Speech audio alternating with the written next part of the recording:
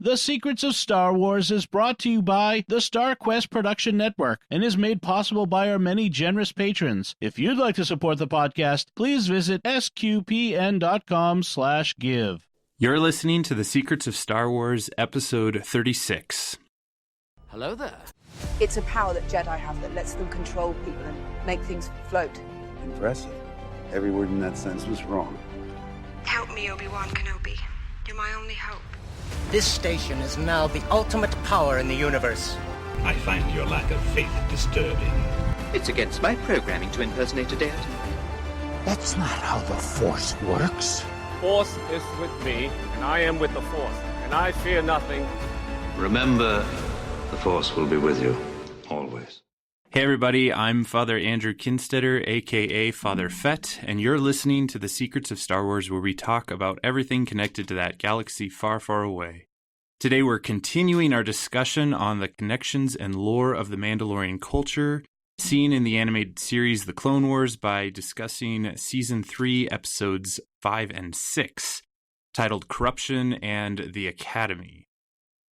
Joining me tonight on the panel are Andrew Hermes. Hey, Andrew. Hey, Father. It's good to be with you. Good to have you back. Definitely. And second up this evening, we have Mike Greavy. Hey, Mike. Hey, how's it going? Good to be back. Good, yeah. It's good to have you back, too. I think it's been a couple podcasts ago that we had you guys. Yeah, so. I missed the last one, yeah. Cool. Well, and that's it for the panel tonight. So us three are going to dive into these two particular episodes of The Clone Wars. So the first question to throw out to you guys are what were your impressions of this particular story arc? This story arc is not my favorite. These are the type of episodes that are kind of low on my list. I mean, with that in mind, there are lots of things I like about these two episodes. Any episode with Ahsoka as a main character is usually strong, and Episode 6 features her. So it has that going for it. But as far as, like, you know, when the storyline is usually surrounded by corruption and economic crisis, or, you know, or something like that, it's kind of, you know, it's not the most intriguing Star Wars material. I could say the same things about the prequels. When the prequels, you know, focus on that sort of those sort of plot lines, it's not their strongest efforts. But, you know, I think there are interesting things that I know we'll get into about these episodes, and some moments that are definitely very captivating. But overall, they're not my favorite episodes, if I had to say so. Yeah, I would tend to agree. You know, and it's I think for me, it's when it is a plot line like it's kind of hard to phrase it right. You know, there's so many things in Star Wars that are so much fun in a sense, or so rewarding because they do resonate with us, you know, and you kind of can explore those themes and those sort of bigger questions, that kind of stuff, but in that galaxy, so it has some distance from you, you know, and that really is something I like about it.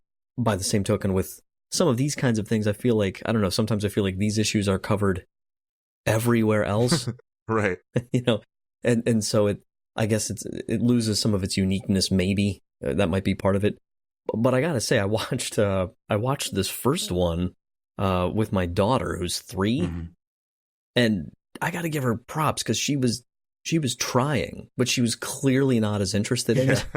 And at one point, she's just sitting there staring at it. And we've been going back and forth between Clone Wars and Resistance, which is far more like of a, you know, I think more kid friendly, or a little more, you know, kid tuned in. So she's sitting there. She calls Star Wars Resistance Kaz. She just calls it by his name. So she's sitting there for a while, and she's trying, and then she's like, "Daddy, can we watch Kaz?" So I was like, "Yeah, we'll switch over to that." So I had to come back and finish it later. Yeah, I would agree with both of you. I still don't have that much experience with the Clone Wars. So this was sort of my first real introduction to, and I wouldn't say introduction, but my first real experience of Ahsoka, kind of as a main character. And so it's interesting for me to kind of go through it with that, not having a whole lot of other background. Yeah, I guess I was a bit surprised. I thought she would act a little bit more rash, in just my generic understanding of her character, but she was kind of the one proposing rationality and a bit of slow process with the cadets in that second episode. But also what I did appreciate about these episodes is just some of the bigger themes that they draw out as we're watching these sorts of things. There seems to be a thematic theme throughout the course of the arc, and this one seemed to definitely rely on greed and corruption and what that will do to people and their society. So it was cool to see that kind of played out a little bit, and we'll jump into that as we go along. So yeah, I'm enjoying getting into Clone Wars, and I feel like I'm kind of bouncing around, but it's also kind of fun to just do that from my perspective. Well, with that, we'll jump into the recap here and talk about things. And so the story sets up that it tells us, first of all, of course, that Mandalorian has won neutrality, and we actually talked about that in our last podcast. And because Mandalore is neutral, they have found themselves with very little aid coming to the people, and supplies are hard to come by.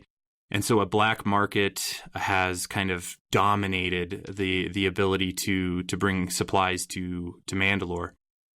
And so Duchess Satine wants to bring in Padme Amidala to try to help resolve and figure out the situation. And so the story starts off with Padme arriving on Mandalore and is greeted personally by Duchess Satine, and we initially see this parade set up for her arrival, which I thought was kind of interesting. I wasn't really expecting that. I don't think she was either. Right, but it was kind of funny. I mean, she claimed that she wanted to greet Padme personally, and then in reference to the parade, she said, "We are a people of tradition." And I couldn't help but just think that, yeah, that's so me too. Like we are so people of tradition. So as much as that was meant for Padme, I'm sure that was something that they must do for a lot of dignitaries that come in for those sorts of things. And so we then see this scene between a group of smugglers who arrive on Mandalore, and they unload crates of this. We find out it's tea, and they're Mugan smugglers. They're from the planet Muga. And they just happen to be space Egyptians. Yeah, because I'm dying like the moment they get off the ship. I'm like, oh yeah, those guys. It's just like the sandals and the robe and the headdress and everything. I was just like, it was just pretty funny. I thought, and they're delivering tea. So right? Yeah, stereotypes much. Like Pharaoh and yeah. Do they show up anywhere else in the series? I don't. I remember them from this episode when I saw them get off the ship, and I have to go back and check because I haven't dug into it. There's a Wikipedia article, but I haven't looked. I think we do. I think they do pop up here and there, but they're very minor. Sure. So. Yeah. Oh yeah, it's mentioned a couple times. They're the smuggler of the week. So they arrive and they bribe the customs official to let them deliver this tea. And then the scene goes to the where the leaders of Mandalore are gathered together, and Padme and Duchess Satine are kind of watching this argument unfold in front of them. And Prime Minister Almec is basically summarizing the situation, that trade routes are closed and that a black market filled with corruption and smugglers are now the only way to get supplies into Mandalore. And this debate on how to resolve the issue kind of comes from that.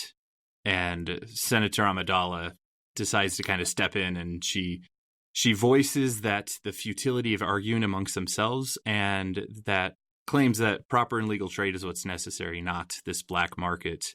And she offers the Republic's help with security. And I thought this was sort of an interesting argument that played out.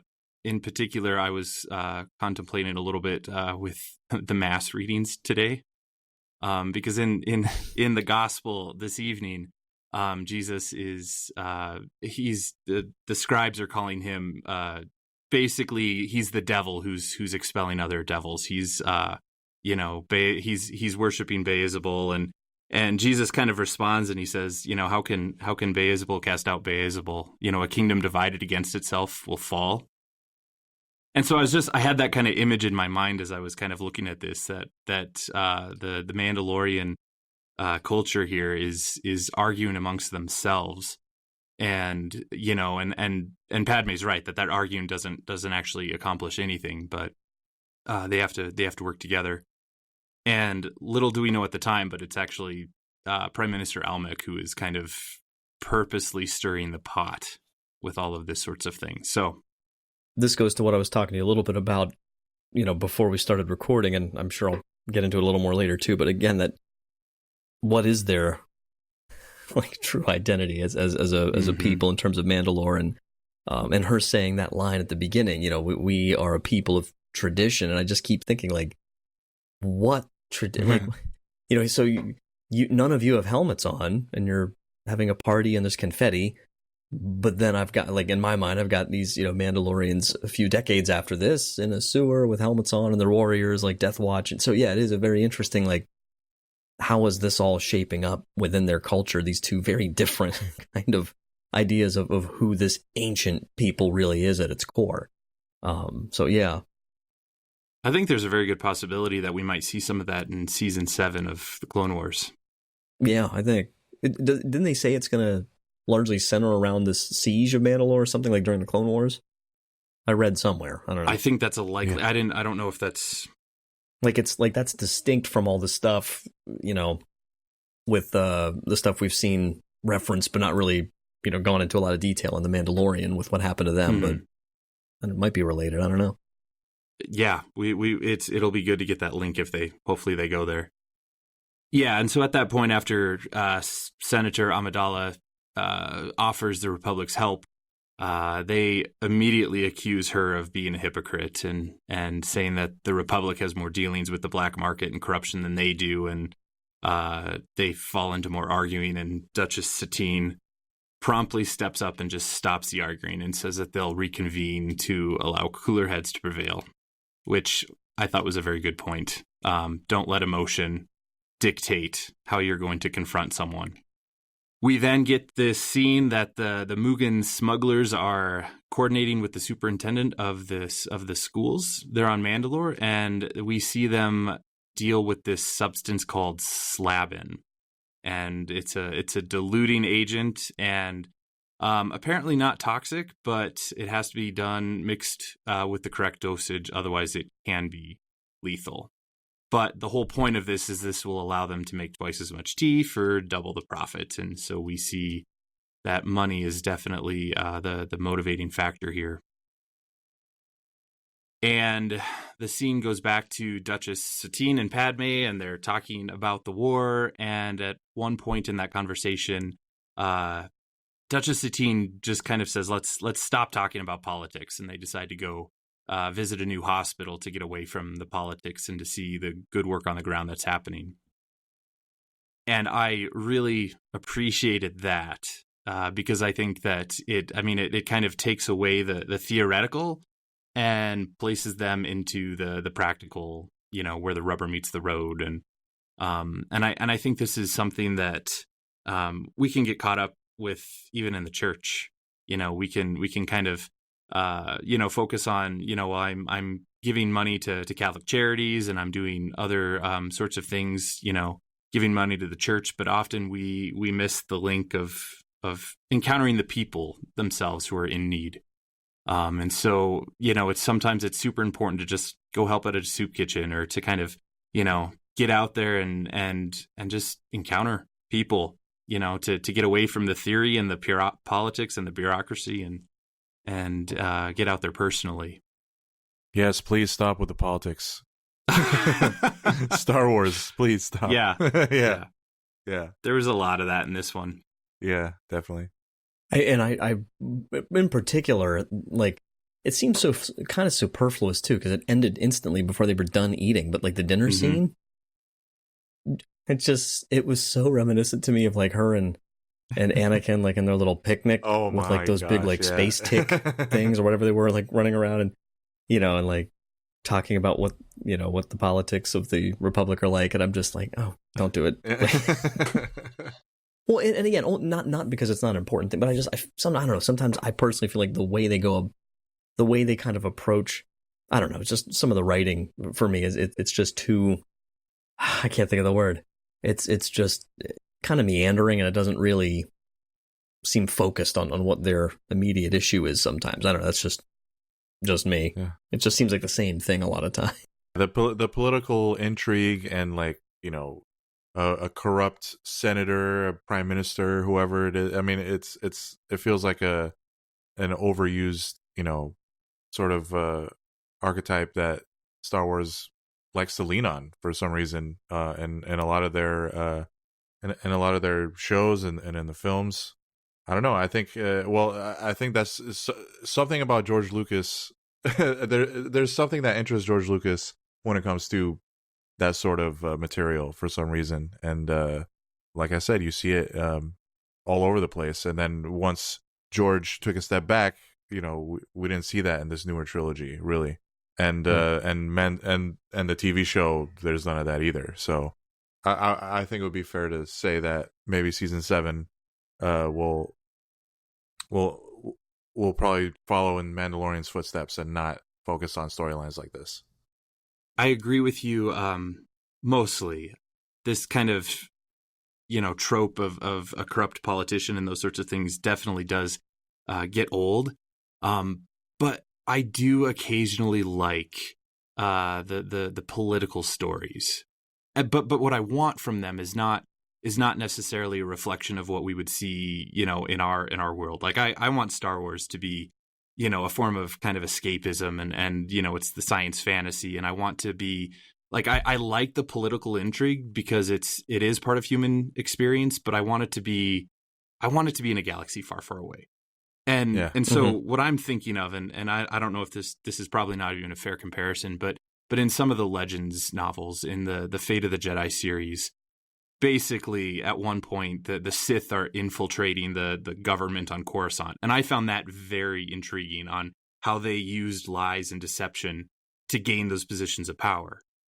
But that was such a different form of corruption than just, someone who's being greedy and wants political power. This was Star Wars. It was Sith. It was, That kind of reminds me of a certain leaked script of a certain film that where the First Order might have taken over Coruscant. But maybe we can do a podcast on that. Father, I think you hit the nail on the head too, because I think I wasn't able to express it, but I think that's what I was kind of getting at, or what kind of bothers me is that it's with a lot of the conversations.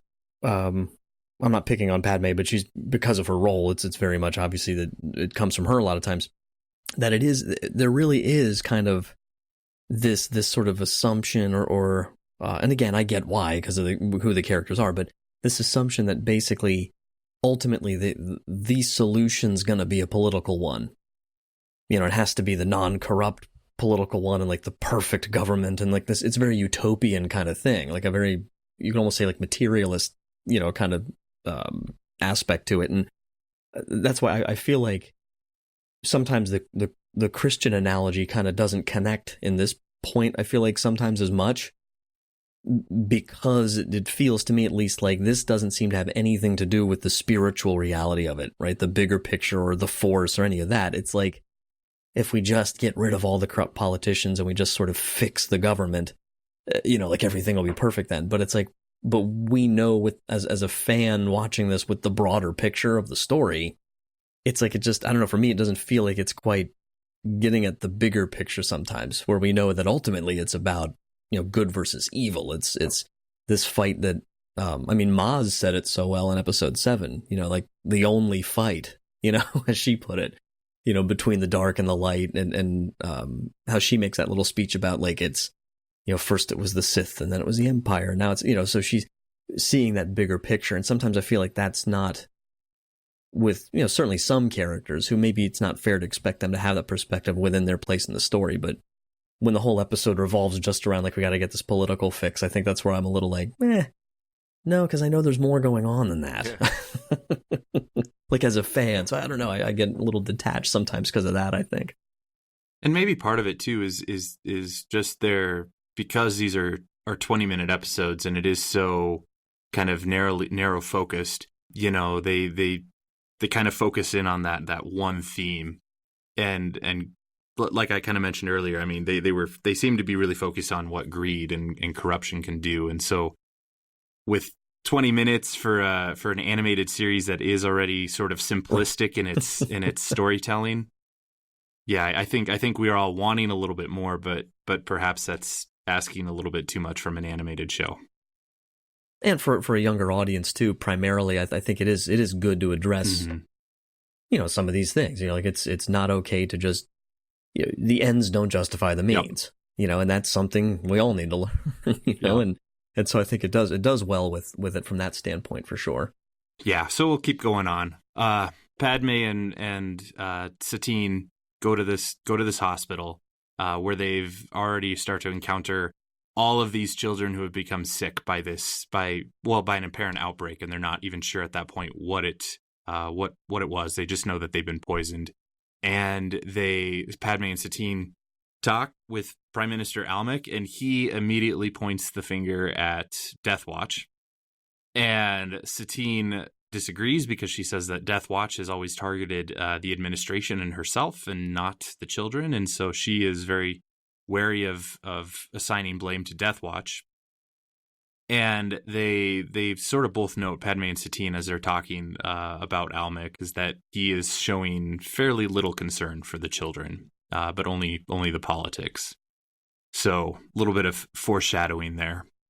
So at that point, Satine recognizes that they need to do their own bit of investigation, and she calls her own personal guards to help and commissions them to keep things amongst themselves, and they go off to investigate. They head to the school, and they are inspecting things and trying to figure out what's going on, and Satine is asking about the food and their drinks, and they realize fairly quickly that the tea could be the problem. So they get it tested, and that's where they find that it's this slavin has been added to it. Did you guys think that looked kind of like Space Gatorade? Yes. Like the bottles, like it was really... Yep. I was sort of thinking there's like pomegranate juice in like those circular... Yeah. Little... Oh, yeah, the palm juice, yeah. Yeah. Yes, that's it, yep. Yeah. Man, do kids really have it rough in Star Wars? I mean, from you know, obviously what Anakin did and what Kylo did, you know, at the Jedi Academies, and gosh, in the Clone Wars too, they're getting poisoned, and it's rough at school. Yeah, at lunch. Exactly. It's rough, man. That was my question: is how many kids watched that episode like 10 years ago and then went to school the next day? They're like, I don't want to. The dangers you run into. Just don't drink tea. Yeah. Right. Why are kids drinking tea? Like, they should be drinking milk. Yeah. Right.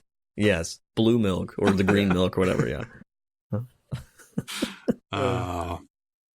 Yeah. So they start to try to follow the trail of where this tea came from, and they head to the docks, and they find that the import logs for the tea have been deleted. And the superintendent is with them at that point, and he tries to make a quick escape, and they stop him and confront him. And the superintendent admits that he was trying to cut costs, but also admits that he was getting some money personally too, and that he didn't think that it was lethal, as if that's somehow okay and makes it all right. He tells them that he worked with Siddiq, I think is his name, Siddiq. Yeah. He was the supplier from a shipping company. And so Satine and Padme go off and they confront him about it. And I found him very interesting because he is not at all shy about what he's doing. He openly admitted that he bribed the school official, even though it was illegal, and claimed that with the war, people turned a blind eye to his operation.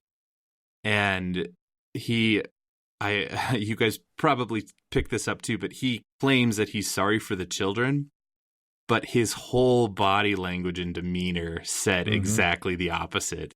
Yeah. His feet were propped up on the desk and his arms were behind his head in that kind of relaxed, I don't care manner. And so just trying to, save face, but obviously greedy himself. He leads them to Muga, which is the place where the tea came from. And they said that this was owned by the Commerce Guild and that a shipment was coming that day. And so Satine and Padme decide to go spy on this exchange of the Mugan smugglers as they deliver the tea. So they do exactly that. They witness this bribe of the customs official and the delivery of the tea. And they then decide to go confront the captain, who can't believe it. He thinks everything is completely on the up and up, and the customs official under him would never do such a thing. Yeah, he really ate crow pretty quickly. Yeah. like this dude does not know who works for him. It's just like I was embarrassed for him. I sort of kept expecting him to be in on it, so I was sort of surprised that actually he wasn't. Yeah. He was just kind of clueless to everything. Like you almost wish he had been in on it. Like it would have been less embarrassing. Right. So they bring him along back to the docks, and they discover this warehouse where they find the Mugans, and fighting immediately breaks out. And Padme kind of reveals her shooting skills in that scene. She is kind of instrumental in that fight and is able to successfully capture the Mugans. It reminded me a lot of her in episode 2. Just her, she is a politician. She is a senator, sure, but she also knows how to wield a blaster and take out the bad guys. Well, she's Leia's mom, Yeah. Every now and then I'm like, yeah, it's in there somewhere, Yeah. Well, and it's right. it's good to get more of her in the Clone Wars than just what we saw in the movies. Oh, yeah. So Yeah. So they capture the Mugans, and Satine orders that particular warehouse with all the tea be burned down. Then they tell Prime Minister Almec what happened, and that it wasn't Death Watch, but actually just a bunch of black market smugglers. And Satine has already managed to get antidote to be shipped to the schools for the children. And she recognizes that this isn't over, that there's still definitely corruption going on. And Prime Minister Almec wants to set up a committee to look into it, which I found just hilarious. I deal with enough meetings, and I know when things are talked about in a committee. I think that's also Princess Leia's sort of. She makes some comment to Han that she's not a committee and she doesn't need to discuss something in a committee. And, if something gets to a committee, it's going to just take forever to get solved or any decisions made. So Prime Minister Almec there is just, again, I think saving face and trying to buy time. Mm-hmm. So the episode ends with Padme leaving, but Satine asks her if a Jedi can come to help work undercover to uncover the truth of the corruption on what's going on, and Padme promises to speak to Master Yoda. And so that sort of concludes at least that first episode, but the next episode is just a direct continuation of the story. And so we learn at the very beginning of this episode that Padme has talked to Master Yoda, and that Ahsoka Tano has been tasked to come and assist. And so at the beginning of episode 6, The Academy, we see that Anakin is bringing Ahsoka to Mandalore and tells her that it's her mission to help educate on the evils of corruption, and that she is going to be there alone. And so they land, and Ahsoka and Anakin meet Prime Minister Almec and Duchess Satine. And Prime Minister Almec expresses concern to Satine about a Jedi teaching their young ones, and Duchess Satine kind of retorts and says that nothing is wrong about exposing them to new ideas. And Anakin then departs because he has to go back to the battle. Kit Fisto was mentioned in that brief moment, which he was always one of my favorites from episode 2, but he had to go back to help Master Fisto. He's got some stuff in Clone Wars. I don't know if you've seen. Yeah, there's a couple episodes centered around him, which is cool. Yeah. I was wondering how he didn't cut. How he doesn't cut like the dreadlock things off. I know they're not called that, but like when he's like that's or Yoda taking his ears off for that matter. We never addressed that. They're just super careful about it. Yeah. And I forgot to mention at that point that Ahsoka had to give her lightsaber back to Anakin, which was a fun callback to Obi-Wan's visit. That because of Obi-Wan's visit, there's a new policy that prevents off-worlders from carrying weapons. What does she say? She says something like, Master Obi-Wan causing trouble? Like Anakin's like, oh. Right. Yeah, she does say that. Yep. Then we swap to Ahsoka as her role as a teacher. And so she is teaching this group of cadets about the nature of greed and how it's corrupting many government officials. And so she's having that conversation with the cadets. And some of the questions I thought cadets asked were pretty good. One of them asked, if you don't trust your leaders, isn't that treason? And of course she says that it's every citizen's duty to challenge their leaders, to keep them honest, and to hold them accountable if they're not. And how do you do this? And she says it's by exposing the corruption. And I think that's a very good thing. Like blind obedience is not at all, a good thing, and is not something that we should do. No, I was laughing though because the teacher in me was like, when they're all sitting around that night talking about everything they learned in class, there was part of me that was like, I'd like to think that that's what they do when they go home from my class, but no, not so sure. Jump on the Xbox. My kids are, my kids are out there like, soapbox, like street preaching, like on campus. It was like, wow, they really listened. Okay. Well, you never know. But I like that though. I like their enthusiasm, the idea of like that, how serious they're taking it. And we don't know who they are yet, and I don't want to spoil anything, but that's kind of cool too. Like seemingly just these random, cadets. Well, it actually isn't too much farther along that we find out who at least one of them is. Yeah. All right. Because they in their dorm room they were discussing the lack of rations, and with all the shipments coming in, it wasn't making sense to them, and because of Ahsoka's lecture, they decide to investigate, and they break into a locked government warehouse, and they stumble across this meeting with smugglers and a hooded government official, and some of the unmarked policemen that are with them, and they snap a recording of it. Which, for the plot, it makes perfect sense, but very it's convenient. Like, right. They just happen to find the right warehouse. They happen to find a meeting happening. And I guess I would never have been that brave at that point to try to break into a government warehouse, but they're Mandalorians, so I guess maybe they just have a deeper reserve of courage. There it is. So. So they discover this meeting, and they're spying on this meeting. They get a holo recording of it, and they accidentally knock their laptop off and alert the meeting to the fact that there's eavesdroppers, and they run away and barely escape through the hatch just in time before the police can catch them. Is it just me, or is it in like all the animated shows, whenever bad guys are chasing good guys, like it just looks like they're running so slow? I don't know. I do notice that. It's just an animation thing, isn't it? Like it looks like they're. Yeah, I can't describe. You just have to kind of like go back and watch it, but it always looks like they're running at a like abnormally slower speed. No, that's something I do notice. I don't know. Yeah, and it's specifically with Clone Wars too. It's there's something about whenever there's action, or like you said, there's running. There's something about the way it's animated that just seems off. And this was 10 years ago, so I guess it's like the motion of it, or it doesn't line up. Like no matter what they do, it just like I think it's like the camera's moving, or it looks like the camera's moving quick, but it's like they just look kind of like they're trotting. Right. Yeah. Like in relation to it, so it always seems to take the edge off a little bit. Yeah, I wasn't really worried at all.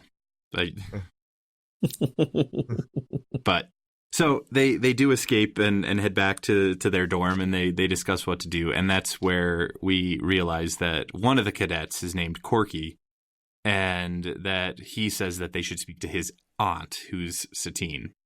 And so they all traipse over to Satine's office and tell her about this whole thing that happened, about how they know that there's abundant food and in this government warehouse, and that it's being prevented from being distributed, and that's what's raising the prices of food in the city. And they got a recording, and they're very, very concerned about what's going on. And Satine listens to them and then tells them that the evil may be more than they can handle, and tells them to stay out of it. And they, of course, decide not to. Of course. I can't help myself. I wrote down my note, what kind of name is Corky? I mean, well, for a Star Wars character. No, I just had to laugh. It's just one of those Star Wars names that just like, I don't know where it came from, but it works for some reason. Well, and I have a Corky in my parish, but it's a she. Right, yeah. Yeah, and I've known of one or two, but it's just like such a random name. It makes you, because someone's sitting around writing this at some point, and like it makes you wonder, like, what's the first reaction when someone sees the script? Like, yeah. Corky? We're going with Corky, okay. There might be a story behind it, because a lot of times these writers will come up with names from personal experiences or people that they actually know. So right. Who knows? Maybe we could find something about that. Well, and it makes you wonder if they have some sort of like generic like naming policy. Like, how do you make a Star Wars name? Like, do they have? Like, there's got to be a Star Wars name generator on Google or something. Sure. I mean, there's by probably this more than point, one. Yeah. So the cadets decide that Satine refused to help them, and that they have to go do something. And they decide to go to Prime Minister Almec, who is the second most powerful person on the planet. And they talk to him over a holo recording, and he tells them to meet him that evening in the plaza. And immediately I kept saying to myself, like, uh-oh, don't do it. Something's not going to go right. No. But they're a bit naive in their idealism, and they decide to go ahead with the meeting. But they also, during that day in class, they just tell Ahsoka what happened. And she urges them to act slowly and rationally, which I thought was interesting. Yeah, she really took that news better than I do when like someone turned something in late.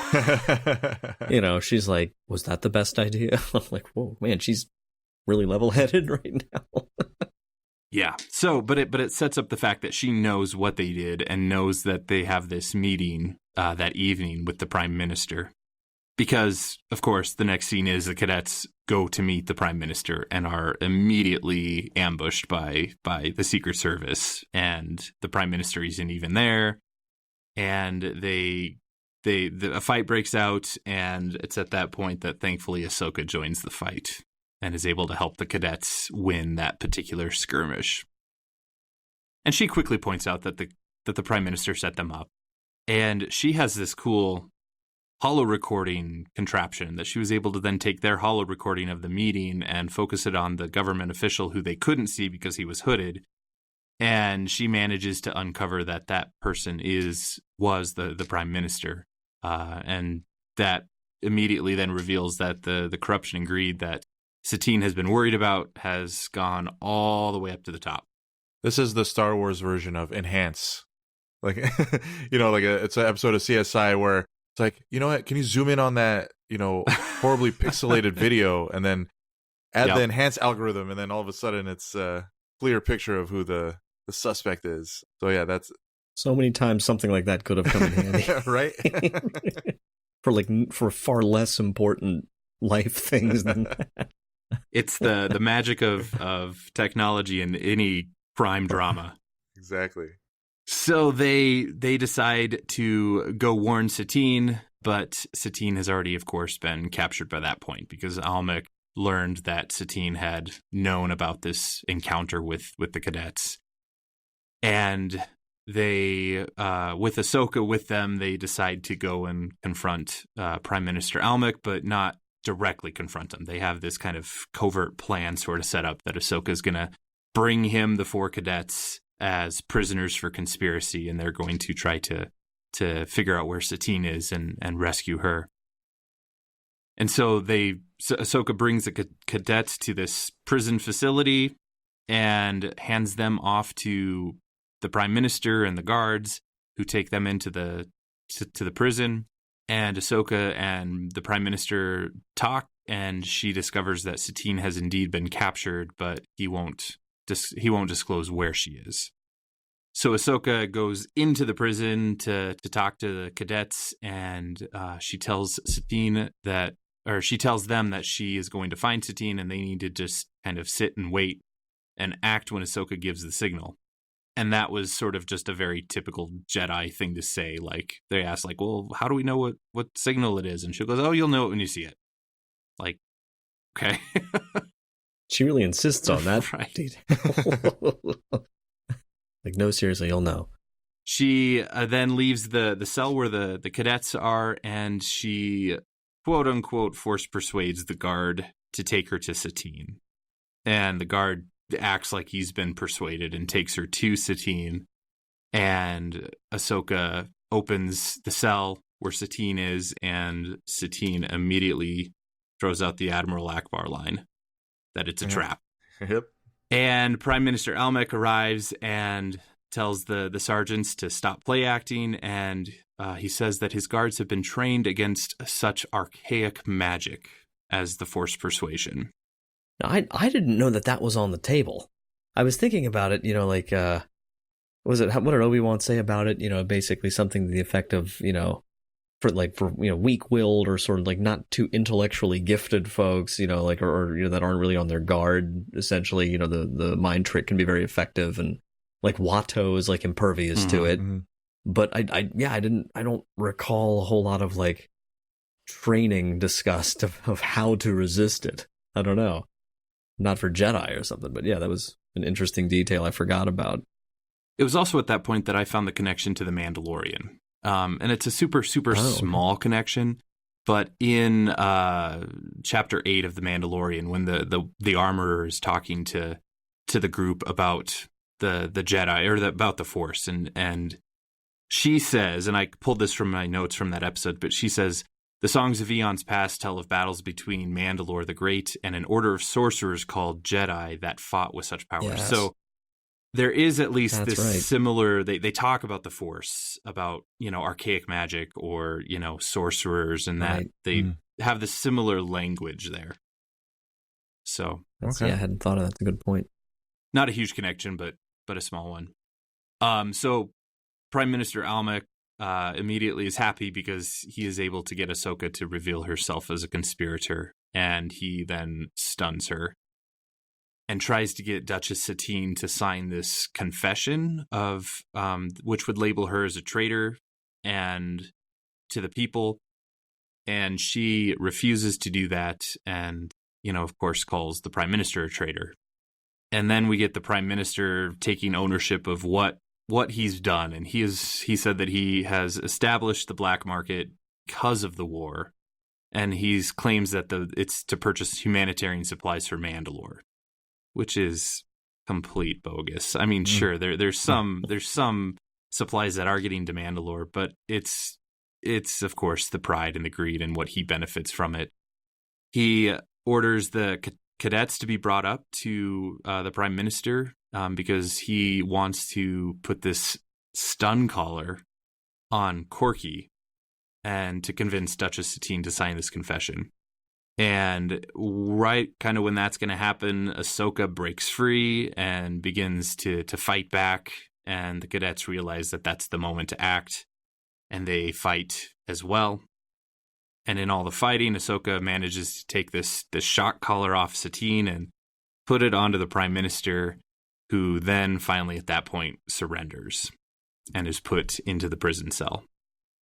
Then that's sort of kind of the end of the episode. We sort of it wraps up really by Anakin arriving back on Mandalore to retrieve Ahsoka. The bad guy, the Prime Minister, has been caught and put in a prison cell, and we have a snarky sort of comment between Anakin and Ahsoka, where Anakin is sort of reprimanding her for how risky it was for her to get involved in helping untrained children overthrow a corrupt government. And she kind of throws it back at him and says, this is, it's nothing you wouldn't have done. And then they depart. And that's where that particular episode ends. So I kind of wanted to jump into, obviously the main themes of the whole story arc is greed. And so I just, I kind of jotted down a few things and found some good insight and quotes that I just kind of wanted to share with everybody. Greed, it definitely in the Catholic tradition is considered one of the 7 capital sins or the 7 deadly sins. And so it's definitely not a very good thing.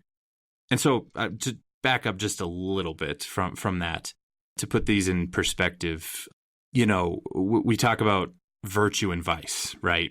And virtue is a habitual and firm disposition to do the good. And the moral virtues are acquired through human effort aided by God's grace. And when we turn away from that and form a habit that is contrary to the will of God, that's what we consider to be vice, a habit acquired by repeated sin in violation of the proper norms of human morality. And the vices are often linked with the 7 deadly sins. And greed is one of those 7 deadly sins, the others being pride, envy, wrath, lust, gluttony, and sloth. And the Catechism calls them capital because they engender other sins. They lead to other sins and other vices. So I kind of would throw that out there to you guys on just, these episodes sort of try to show what greed will do. Greed is the reason why those children were poisoned, and greed made the superintendent and Prime Minister Almec more concerned about their own temporal goods than the good of the people, and shows the wrongness of that, again, in kind of the simplistic way that the Clone Wars is able to do. Well, it's so interesting because it's, like you think of greed, we think of like inordinate desire, because, a lot of times it can be for something that is intrinsically good, like the object, whatever, food, security for your family, whatever the case may be, some of the things that some of the people in these episodes would point to as like their excuse, but that inordinate question, that creeps in. I just did an etymology thing because I was curious, avarice, the Latin root, I didn't realize this, has its root in the notion of grasping. Okay.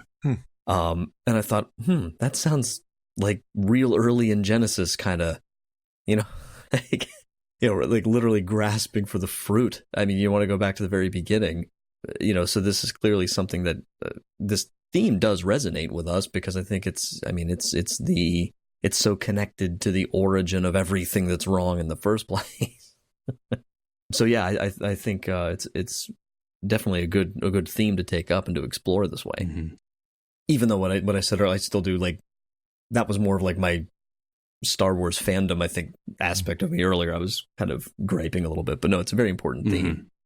Yeah, I think obviously it being a common theme and watching it through the perspective of, the political corruption that we see. That's one of the easiest ways to portray greed is, a prime minister seemingly saying he's trying to do something for the better good. Like we were saying earlier, it's all about how the ends don't justify the means.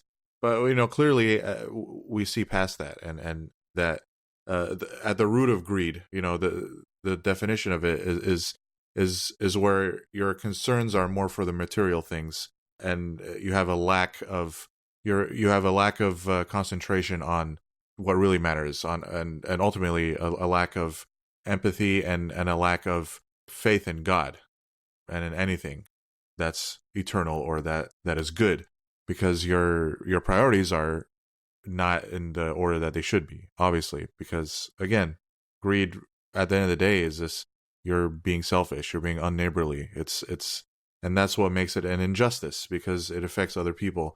And this is a good way in an animated cartoon that's geared towards kids even though it might be at times, like we said, all along, maybe a little too political, or I don't think it's too heady. I think most kids can keep up with it and realize, like, oh, well, he's the bad guy. It doesn't make he's even though he thinks he's doing something good, it's really not right. And because obviously Star Wars is force feeding. It's not subtle about who's bad and who's good. It's something we see time and time again, and maybe we can see it more nuanced in other episodes or in other Star Wars lore. But in these 2 episodes, I think it gets the message across at the very least. Mm-hmm. Well, and it's something that hopefully, as kids are watching it, they can apply it to their own lives, right? I mean, none of us are in positions of being a prime minister or, that political greed that is portrayed, but everybody can experience that temptation to greed, that inordinate love of the things of this world, whether it is money or whether it is toys or whether it is whatever it is that we're collecting around ourselves. We can all recognize that inordinate desire for the collection of those things is detrimental. It's harmful to ourselves. It's harmful to other people. And I would throw out, I have this really hard-hitting quote from St. John Vianney that I would like to share with you guys. And he says the following about greed. He says, "Avarice is an inordinate love of the goods of this world. Yes, my children, it is an ill-regulated love, a fatal love, which makes us forget the good God, prayer, the sacraments, that we may love the goods of this world, gold and silver and lands. The avaricious man is like a pig, which seeks its food in the mud, without caring where it comes from. Stooping towards the earth, he thinks of nothing but the earth. He no longer looks towards heaven. His happiness is no longer there. The avaricious man does no good till after his death. See how greedily he gathers up wealth, how anxiously he keeps it, how afflicted he is if he loses it. In the midst of riches he does not enjoy them. He is, as it were, plunged in a river and is dying of thirst. Lying on a heap of corn, he is dying of hunger. He has everything, my children, and dares not touch anything. His gold is a sacred thing to him. He makes it his divinity. He adores it." Wow. like pretty pointed words. Yeah. So there. Right? Mic drop. Yeah. Seriously. Oh my gosh. Yeah. Well, that was, and I had been intrigued by, not nearly that in depth, but Pope Francis had said in 2017, talking about the negligence for suffering people, especially children who don't have medicine, or refugees and that kind of thing. And he had this quote, kind of blew my mind. He described the greed, of those who don't do anything about that as idolatry that kills and makes human sacrifices to the god of money. I was like, okay, yeah. Ouch, yeah. Like that. But yeah, that same kind of like just putting it out there to really question what are your motives. How committed are we really, to the people that need us, all that kind of stuff. What's my God ultimately, and that's the big one. And all this is to say that the things of this world are not bad.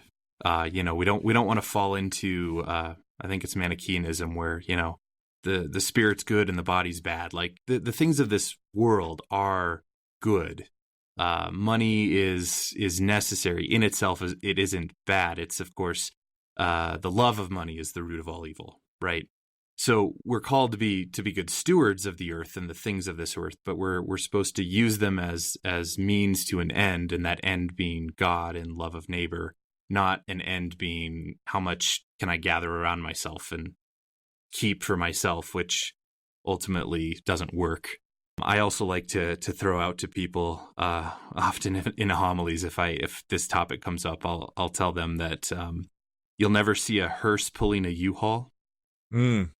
And like people laugh at it, right? But because it's such a jarring image, but it's such a pointed image that, at the end of the day, we can't take any of this with us. So what are we living for? What are we using this stuff for? Yeah. And we're supposed to be using it for love of God and love of neighbor. So, yeah. You guys have any other Thoughts? Well said. Very well said.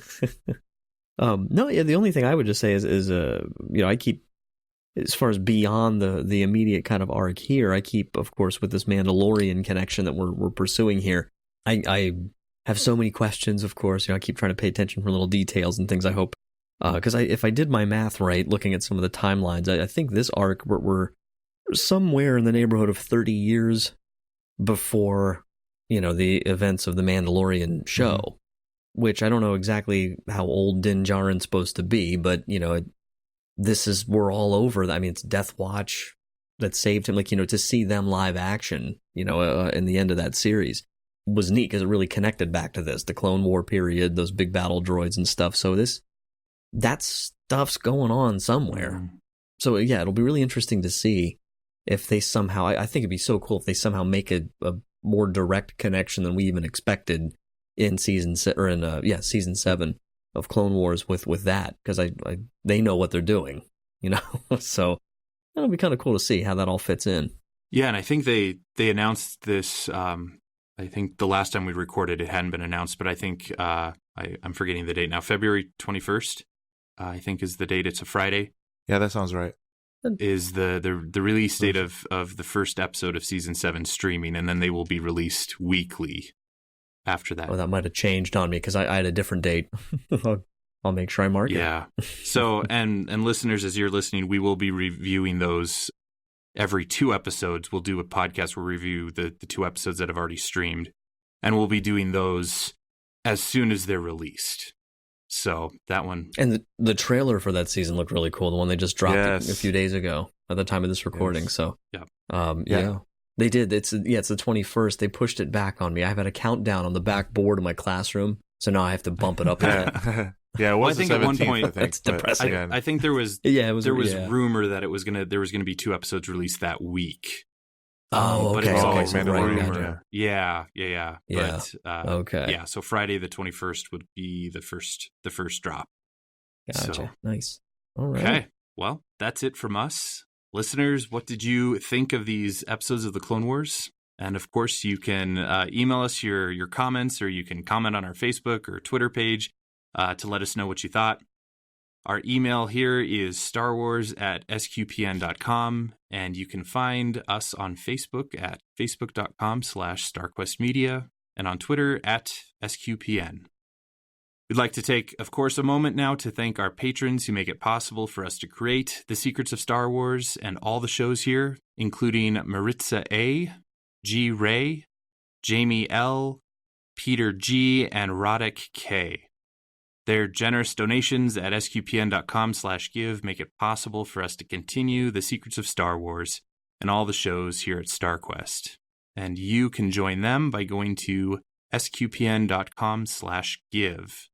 Also, be sure to subscribe to the show in Apple Podcasts, Google Play, Stitcher, TuneIn, Spotify, iHeartRadio, or you can always follow us on the SQPN YouTube channel to hear and watch our episodes. And you can find previous episodes of The Secrets of Star Wars at sqpn.com/Star Wars. And so we'll be back in a couple weeks when we will continue chasing down these random connections and lore, often probably more random than anything, but of the Mandalorian culture as seen in the Clone Wars. And for the next episode, we will be looking at Season 3, Episode 10, and Season 4, Episode 14. So until then, Andrew Hermes, thanks for joining me and sharing the secrets of Star Wars. It was a pleasure. Thank you. And Mike Creevy, thanks for joining us this evening as well. Oh, I'm always absolutely blown away. This is a lot of fun. Oh, yeah. All of us have lots of fun with this. And once again, I'm Father Andrew Kinstetter. Thank you for listening to The Secrets of Star Wars on StarQuest.